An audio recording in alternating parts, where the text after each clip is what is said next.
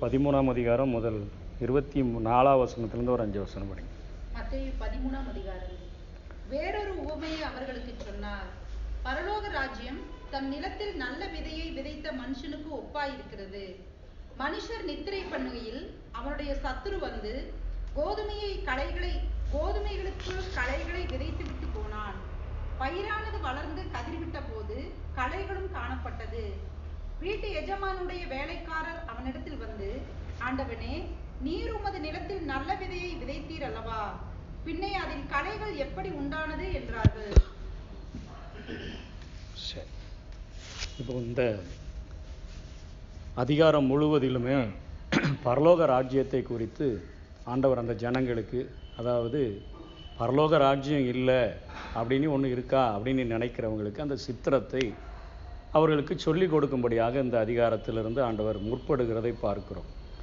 5ஆம் அதிகாரத்திலிருந்து 7ஆம் அதிகாரம் வரையிலும் ஆண்டவர் அவர்களுக்கு பரலோக ராஜ்யத்தில் இருக்கிறவர்கள் எப்படிப்பட்ட குணாதிசயம் உடையவர்கள் தான் அங்கே போக முடியும், அவங்க தான் அங்கே இருப்பாங்க அப்படிங்கிற சத்தியத்தை அந்த மலை பிரசங்கத்தில் 5ஆவது அதிகாரத்திலிருந்து 7ஆவது அதிகாரம் வரையிலும் கற்றுக் கொடுத்த அந்த ஆண்டவர் 8ஆம் அதிகாரத்திலிருந்து 12ஆம் அதிகாரம் வரையிலும் அந்த பரிசேயர்கள் சதுசேயர்கள் பழைய ஏற்பாட்டினுடைய ஒரு பக்கத்தை பிடித்து வைத்து கொண்டு அநேக சடங்காச்சாரங்களை பின்பற்றுகிறவர்களாக இருந்தபடியினால் அந்த போதனைகளை சரி செய்யும்படியாக அவர் அற்புத அடையாளங்களை செய்கிற பொழுது, சூம்பின கைவுடையவனை குணமாக்குகிற பொழுது, அங்கே ஊமையும் செவிடுமான ஒரு மனிதனை குணமாக்குகிற பொழுது, அதே போல் அங்கே ஒரு சீஷர்கள் கதிர்களை கொய்து சாப்பிட தொடங்கும் பொழுது அநேக காரியங்கள் கருத்து வேறுபாடுகள் ஆண்டவருக்கும் அங்கே பரிசேயர் சதுசேயர்களுக்கும் உண்டானதை பார்க்கிறோம். பரலோக ராஜ்யத்தினுடைய, அதாவது தேவனுடைய காரியங்களினுடைய பழைய ஏற்பாட்டின் புரிந்து கொள்ளுதலில் ஒரு காரியத்தை குறித்து ஆண்டவர் முழுமையாய் புரிந்து கொள்ளும்படியாக அவர்களுக்கு போதித்ததை பார்த்தோம்.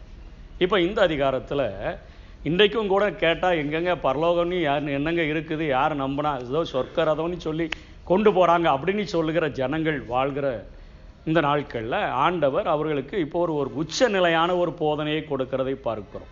அவருடைய பிரசங்கம் தொடங்கும் பொழுதே சொல்லிட்டாரு, மனம் திரும்புங்கள், பரலோக ராஜ்யம் சமீபமாக இருக்கிறது என்று சொல்லித்தான் தொடங்கின ஆண்டவர். இப்போ இந்த பரலோகத்தை குறித்து மக்களுக்கு சொல்லி கொடுப்பதற்காக இந்த அதிகாரத்தில் மாத்திரம் 7 ஓமைகளை பயன்படுத்தினதை பார்க்கிறோம். முதல் ஓமையை நம்ம பார்க்கும்போது நேற்றைய தினத்தில் நம்ம பார்த்தோம். அதாவது அந்த பரலோக ராஜ்யத்தை அதனுடைய போதனைகளை ஏற்றுக்கொள்ளுகிற நல்ல இருதயமும் ஏற்றுக்கொள்ளாத கெட்ட இருதயத்தை குறித்து நம்ம பார்த்தோம். ஏற்றுக்கொள்ளுகிற நல்ல இருதயம் மாத்திரம்தான் அது 100ஆக 60ஆக 30ஆக அது பலன் தர முடியும். ஏற்றுக்கொள்ளாத இருதயங்கள் 3 நிலைகளில் காணப்பட்டதை நேற்றைய தினத்தில் பார்த்தோம். ஒரு முள்ளுகள் உள்ள ஒரு நிலம் போல ஒரு மனிதனுடைய இருதயம் காணப்படுகிறது, அல்லது வழியருகே இருக்கக்கூடிய நிலத்தை போல் அவனுடைய இருதயம் காணப்படுகிறது, அல்லது கற்பாறையை போல அவனுடைய இருதயமானது காணப்படுகிறது என்று சொல்லி அந்த நிலைகளில் இருக்கிறவர்கள் பரலோக ராஜ்யத்தினுடைய சத்தியத்தை அவர்கள் ஏற்றுக்கொள்ள முடியாது. ஆனால் நல்ல நிலமாகிய இருதயத்தை பெற்றுக்கொண்ட மனிதர்கள் மாத்திரமே இந்த பரலோக ராஜ்யத்தினுடைய சுவிசேஷத்தை ஏற்றுக்கொள்ள முடியும் என்கிற காரியத்தை முதல் போதனையில் சொன்னேன். இப்போ 2வது ஒரு ஓமையை குறித்து தான் இங்கே கற்றுக் கொடுக்கிறார். என்ன கற்றுக் கொடுக்கிறார்? திரும்ப ஒரு வாட்டி படிங்க பாப்பா, அந்த ஒரு வசனம் மட்டும் படிங்க. வேறொரு உவமையை அவர்களுக்கு சொன்னார். வேறொரு ஓமையை சொன்னார். பரலோக ராஜ்யம் தன் நிலத்தில் நல்ல விதையை விதைத்த மனுஷனுக்கு ஒப்பாயிருக்கிறது. இதில் நல்ல விதைத்த மனுஷன் என்பது கடந்த அதிகாரத்தில் விதை என்பது தேவனுடைய வசனம் என்று பார்த்தோம். அதற்கு பவுல் கொரிந்து சபைக்கு எழுதின அநேக உதாரணங்களை பார்த்தோம். பேதுரு சொன்ன அந்த பரிசுத்த வித்தினாலே என்கிற காரியத்தை பார்த்தோம். ஆனால் இந்த இடத்துல நல்ல விதை என்பது ராஜ்யத்தின் புத்திரர் என்று ஆண்டவர் திரும்ப 36ஆம் வசனத்திலிருந்து 43ஆவது வசனம் வரையிலும் இதை ஒப்பிட்டு அவர்களுக்கு சொல்லிக் கொடுக்கிறார். அவர்களுக்கு அதுக்கப்புறம் இருக்கிற ஓமெல்லாம் புரிஞ்சிச்சு, இந்த ஓமை மட்டும் கொஞ்சம் புரியல. அதனால வீட்டுக்கு போனோடனே 36ஆம் வசனம் படிங்க பார்ப்போம். அப்பொழுது இயேசு ஜனங்களை அனுப்பிவிட்டு வீட்டுக்கு போனார்.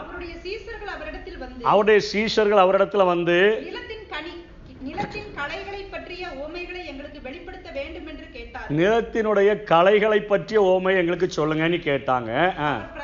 பிரதியுத்தரமாக நல்ல விதையை விதைக்கிறவன் மனுஷகுமாரன். நல்ல விதை ராஜ்யத்தின் புத்திரராக மாற்றுகிறது, சீஷனாக மாற்றி அவர்களை என்னுடைய உபதேசத்தை அப்பியாசப்படுத்த செய்கிறது. அதற்கு பின்பாக அவர்களுக்கு அப்போஸ்தலர் என்கிற அதிகாரத்தை கொடுத்து அவர்களை பயன்படுத்துகிறது யார் என்று சொன்னால் மனுஷகுமாரன். தேவனுடைய பிள்ளைகளாக மாற்றுகிற வேலையை நான் செய்கிறேன் அப்படின்னு சொல்கிறேன். அதுக்கு அடுத்தால படிங்க.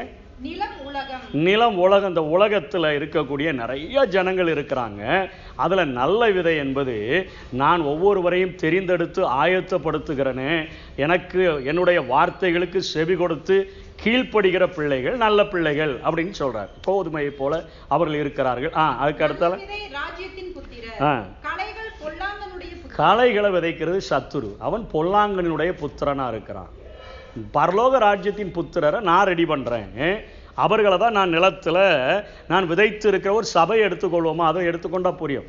சபையில் நல்ல நல்ல ஆத்துமாக்களை நான் தான் கொண்டு வந்து சேர்த்துகிறேன். அவர்களை நான் உருவாக்குகிறேன், அவர்களை நான் ஆயத்தப்படுத்துகிறேன். பரலோக சிற்பியாகிய நான் என்னுடைய சித்தத்தின்படி அவர்களை உருவாக்குகிறேன். ஆனால் அங்கேயும் சபைகளுக்குள்ளேயும் சத்துருவானவன் பொல்லாங்கானவன் அங்கே சாத்தானுடைய புத்திரர்களை என்ன செய்கிறான், உருவாக்கக்கூடியவனாக இருக்கு. சரி படிங்க. அவைகளை விதைக்கிற சத்துரு பிசாசு. சபைகளுக்குள்ள ஒற்றுமைகள் இல்லை, குடும்பங்களுக்குள்ள ஒற்றுமைகள் இல்லை, சமுதாயத்தில் ஒற்றுமைகள் இல்லை. கொஞ்சம் நல்ல பேர் இருந்தால் கொஞ்சம் எத்தனை பேர் கெட்ட பேர் நிறைய இருக்கு. அப்போ உடனே அவங்கள வெளியே தள்ளிடணுமா, அவங்கள உடனே நம்மளை விட்டு அகற்றிடணுமா அப்படிங்கிற கேள்விக்கு ஆண்டவர் திரும்ப பதில் சொல்கிறார். படிங்க பார்ப்போம். அறுப்பு உலகத்தின் முடிவு, அறுக்கிறவர்கள் தேவதூதர்கள். ஆதலால் களைகளை சேர்த்து அக்கினியினால சுட்டெரிக்கிறது போல இந்த உலகத்தின் முடிவிலே நடக்கும். இந்த காரியத்தை சொல்ல இதுக்கு முன்னாடி இந்த ஓமையை படிக்கும்போது சொல்லிட்டாரு. அப்பவுமே கேட்குறாங்க, நீர் நல்ல விதையை தானே விதைச்சிங்க, சபையினாலே நல்ல நல்ல ஆத்துமாக்கள் தானே வருவாங்க, நல்ல விதைகளை விதைத்தீரே, இப்போ நிறைய களை முளைச்சி கிடக்குத, ஒரே வம்பு பண்ணுற ஆட்களாக பெருகி போய் இருக்கிறானே, அவர்களை என்ன செய்கிறது அப்படின்னு கேட்கும்போது ஆண்டவர் சொல்கிறார், ரெண்டே என்ன செய்யுங்க, வளர. அவருடைய வாழ்க்கையில் அதை காண்பிக்கிறார். 12 தெரிந்து கொண்டார், அதில் 11 அவருக்கு கீழ்ப்படிந்து அவர் பின்னாடி செல்லுது, 1 மாத்திரம் என்ன செய்யுது, ஆமாம் கொஞ்சம் அப்படியே டைரக்ஷன் மாறியே தான். யூதாஸ் காரியத்தை உடனே அவனை கூப்பிட்டு டக்குனி அனுப்பிட்டாரா? இல்லை. அவர் அந்த ராபோஜனம் வரையிலும் கூட அவனை கூட வச்சுட்டு அவனுக்கும் அந்த பந்தியில் பங்கு பெறியபடியான பாக்கியத்தை கொடுத்து அதற்கப்புறம் அந்த காரியங்களை கையில் வாங்கின பிறகுதான் என்ன செய்கிறான், புறப்பட்டு போகிறதை பார்க்கும். ஆண்டவர் சொல்கிறார், சபையில் இருக்கிறானா இருந்துட்டு போகிறான், களைகளாக இருக்கிறானா இருந்துட்டு போகிறான். இப்போ விதை டைம்லேயே பார்க்குறதுக்கு களையும் விதையும் என்ன செய்ய முடியாது, நல்ல விதையா நல்ல செடியாக களையானி பார்க்க முடியாது. சின்ன செடியாக இருக்கும்போது ஒன்றும் தெரியாது, அது பூத்து காய்க்கும் போது தான் தெரியும். அதனால் இப்போ போய் பிடுங்குறேன்னு ஒரு சில நல்ல விதைகளை என்ன செஞ்சிடாத. ஆமாம், சில ஆட்களை சில களைகளை வெளியே தூக்கி போட்டால் உள்ளே இருக்கிற நல்லதையும் சேர்த்து என்ன செஞ்சிடும், கெடுத்து வச்சிடும். ஒரு சபையிலேருந்து ஒரு 4 கெட்டதை வெளியே அனுப்புனா உள்ளே இருக்கிற 4 1க்கு 2 2க்கு 4 4க்கு 8 சொல்லி என்ன செஞ்சிடும், அப்படியே களைச்சி வெளியே கொண்டு போயிடும். இது இன்றைக்கு நம்ம பார்க்க முடியும். அது எந்த ஸ்தாபனமாக இருந்தாலும் சரி, அது எந்த சபையாக இருந்தாலும் சரி, அப்படிதான் அந்த காரியங்களை செய்கிறார். அதனால் ஆண்டவர் சொல்கிறாரு, களைகளையும் வளர விடு, நல்ல செடியை வளர விடு. எப்போ வரைக்கும், அறுப்பு வரைக்கும்.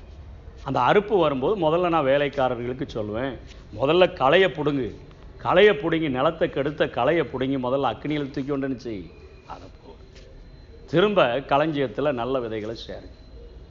அதுதாங்க சொல்கிறேன், தேவதூதர்கள் தான் அறுக்கிறவர்கள்.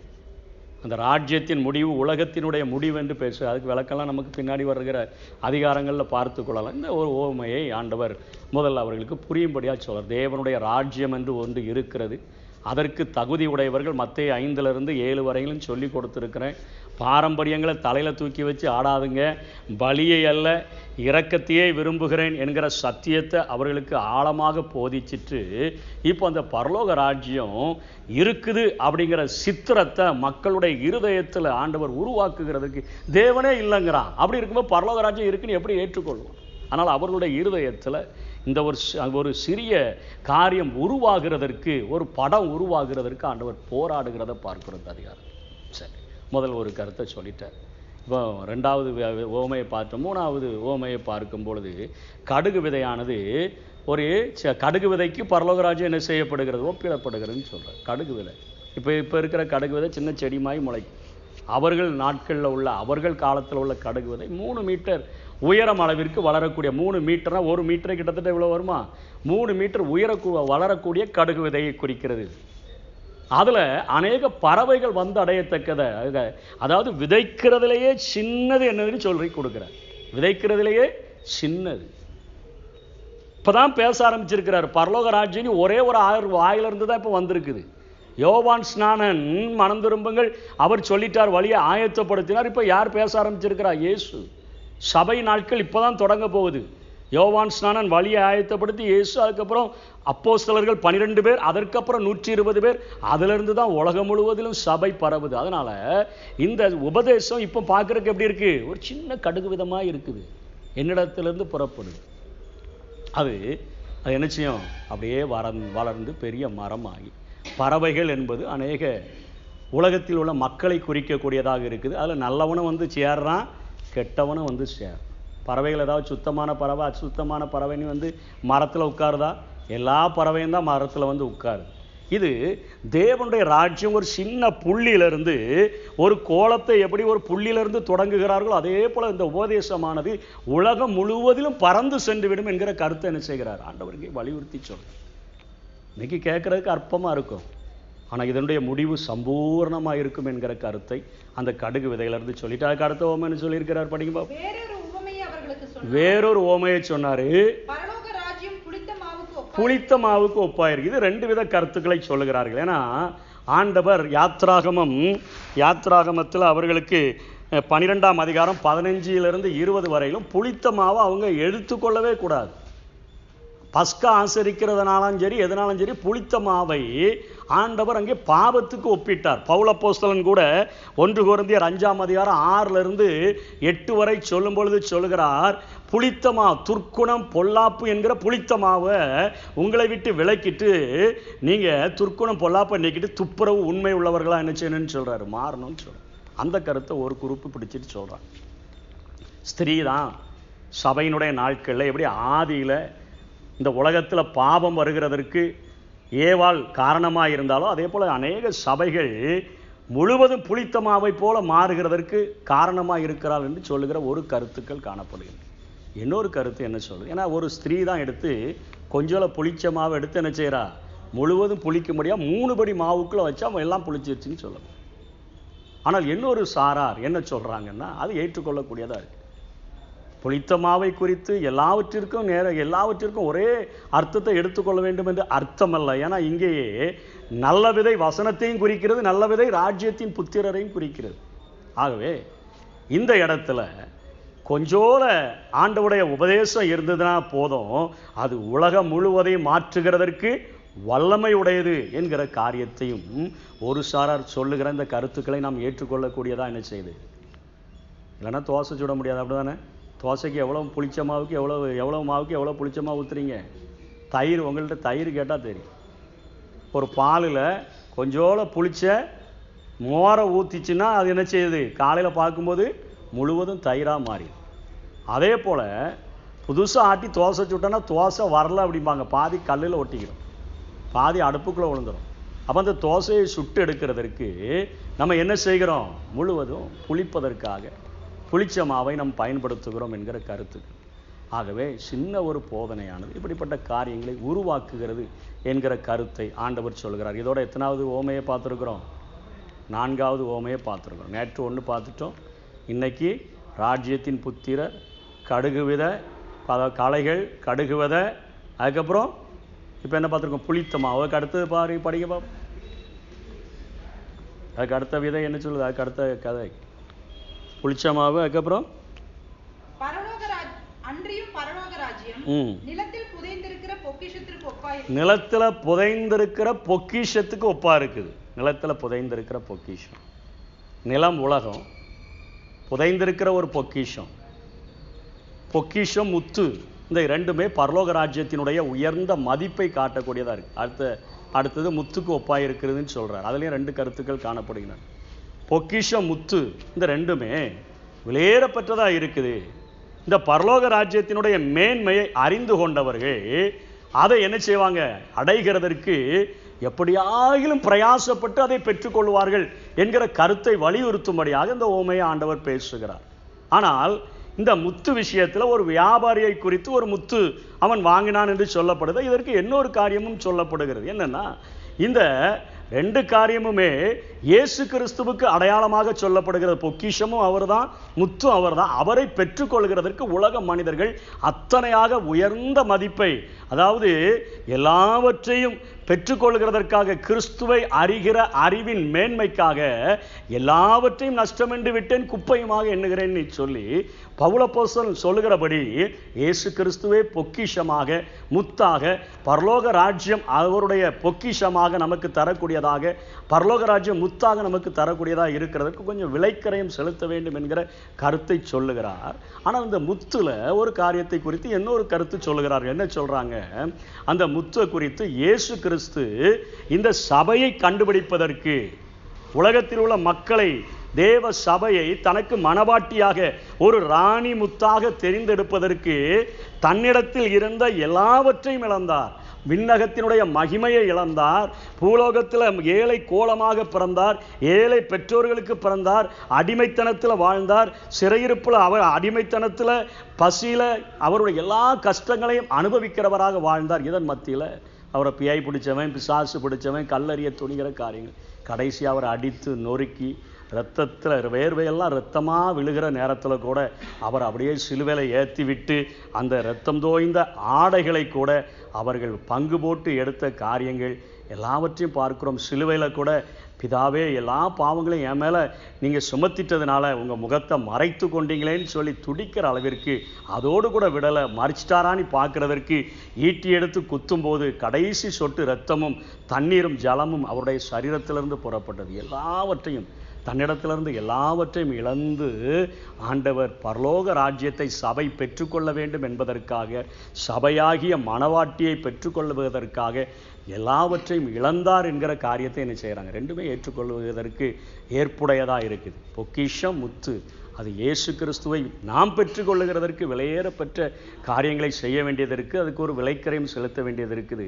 ஆனால் அவர் நம்மை பெற்றுக்கொள்ளுகிறதற்கு எல்லாவற்றையும் விற்று அந்த முத்தை வாங்கினான் அப்படிங்கிறது போல தனக்கு இருந்த எல்லா மேன்மைகள், பரலோக மேன்மை, அவருக்கு அவருடைய தற்சுரூபமாக இருக்கிற காரியம், பிதாவானவருக்கு ஒப்பாக இருக்கக்கூடிய எல்லா தகுதிகளையும் இழந்து ஒரு அகதியாக இந்த உலகத்தில், அவர் தான் உலக சொந்தக்காரர், இந்த உலகத்தில் அகதியே போல வந்து நம்மை ஏற்றுக்கொண்ட அந்த ராணி முத்தாக நம்மை பெற்றுக்கொண்ட காரியமும் அது நம்முடைய இருதயத்தை தொடக்கூடியதா.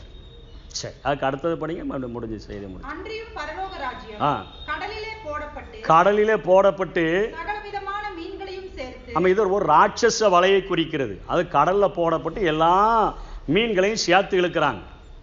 நமக்கு நல்லா நம்ம ஊரில் விற்கிற மீனில் என்னது, வெலை மீனா, வெலை இல்லை, அது என்ன மீன், சீலா மீன், இன்னொரு மீன் சொல்லுவோமே வஞ்சீரம், அது காஸ்ட்லியாக இருக்குது. 1 கிலோ எவ்வளோங்க, 2000. சாலை மீன் 1 கிலோ எவ்வளோங்க, 10-20 ரூபாய்க்கு தாரங்கிறான். முன்னாடிலாம் 4 நாளுக்கு 4 சாலை தருவான். நாங்கள் சின்ன பையனாக இருக்கும்போது 4 கொடுத்தா போதும், 4 சாலை மீன் தருவோம்.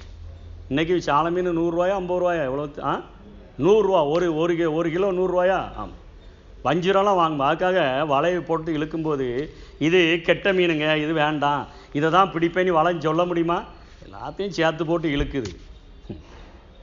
சபைக்குள்ளே கொண்டு வருது, நல்ல மீனையும் கொண்டு வருது, கெட்ட மீனையும் இழுத்துட்டு வருது. உபதேசம் பாதி ஆண்டவருக்காக வரும், பாதி அற்புதத்துக்காக வரும், பாதி எதையாவது வம்பு பண்ணலாமானியும் வரும், எல்லாம் சேர்ந்து வரும். அவர்கள் எல்லாத்தையும் இழுத்து கரையில் கொண்டு வச்சு பொறுமையாக வச்சு என்ன செய்வாங்க, நல்லதெல்லாம் சேர்த்து வைப்பான், கெட்டதெல்லாம் எரிஞ்சிருவான். அதே போல ராஜ்யத்தின் புத்திரர்கள் சேர்க்கப்படுவார்கள், பொல்லாங்கனின் புத்திரர்கள் தூக்கி எறியப்படுவார்கள். இதுதான் கடைசி ஓமை. அப்படிதானே? இதோட சொல்லி முடிச்சுட்டு அதுக்கு கீழே உள்ளதை படிங்க பாப்போம், ஜெபம் பண்ணி. அதுக்கு அடுத்ததால இப்போ கேட்குறாரு. முதல்ல 2 இதுக்கு டவுட் கேட்டாங்க, இப்போ இவையெல்லாம் அறிந்து கொண்டீங்களான்னா ஆமா அறிந்து கொண்டோன்னு சொல்றாங்க. நல்லா ஈஸியா இப்போ புரிய ஆரம்பிச்சிருச்சு அவங்களுக்கு. கீழே வாங்க. அப்பொழுது அவர் அவர்களை நோக்கி, இப்படி இருக்கிறபடியா பரலோக ராஜ்யத்திற்கு அடுத்தவைகளில் உபதேசிக்கப்பட்டு தேறின வேத பாரகன் எவனும் தன் பொக்கிஷத்திலிருந்து புதியவைகளையும் பழையவைகளையும் எடுத்து ஆ. வீட்டு எஜமானாகிய மனுஷனுக்கு ஒப்பாயிருக்கு. ஆமா, பழையவைகளையும் புதியவைகளையும் எடுத்து பேசுகிற, அதாவது ஒரு உபதேசியார் என்பகிறவர் எப்படி இருக்கணும்னு சொல்றேன். ஒரு வேதபாரகன்னா வேதத்தை போதிக்கிறவர்கள். பழைய ஏற்பாண்டு வேண்டான்னு ஒதுக்க முடியாது.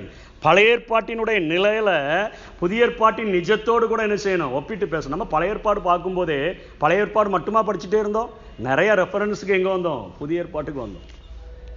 பழைய ஏற்பாட்டின் நிழல் புதிய ஏற்பாட்டின் நிஜமும் ஜனங்களுக்கு என்ன செய்யப்படணும்? முழுமையாக போதிக்கப்பட்டால் சத்தியத்தை எடுத்துக்கொள்வோம். முதல் வருகையும் சொல்லணும், ரெண்டாம் வருகையும் சொல்லணும், முதல் காரியத்தையும் சொல்லணும், எல்லாவற்றையும் எடுத்து போதிக்கிறவன் வேதபாரகன் தான். அவன் எல்லாத்திலையும் தேர்னவன். கீழே வாங்க. சொல்லி முடிச்ச பின்பு